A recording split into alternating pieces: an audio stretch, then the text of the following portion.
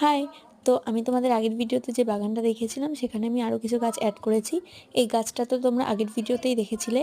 আর এদিকটায় এই সাদা চন্দ্রমল্লিকা গাছটাও দেখেছো, আর এদিকে ওই অপরাজিতা ফুল গাছগুলো যেটায় রঙিন ফুল ফোটে, আর ওদিকে ওই পিটুনিয়ার গাছটা, আর এদিকে সেই হলুদ রঙের চন্দ্রমল্লিকা যেটায় সাদা হলুদ মেশানো ফুল, আর এটাও কিন্তু সাদা আর হলুদ মেশানো ফুল।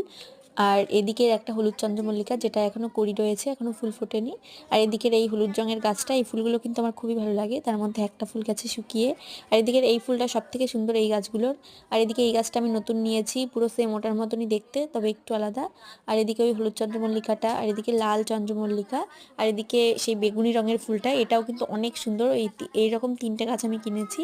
আর এদিকে তো আমি অ্যাডেনিয়াম গাছও লাগিয়েছি, এদিকে আর গোলাপ গাছটাও মাটিতে এনে লাগিয়ে দিয়েছি। আর বেশ গাঁদা গাছ, পর্তুলিকার গাছ, বেশ অনেক কয়েক রকমের গাছ আছে এখন এই বাগানটাতে। আমি পরে একদিন তোমাদের খুব ভালো মতো দেখাবো। আর দেখো রাস্তা থেকে ঠিক এরকম দেখা যায় বাগানটা।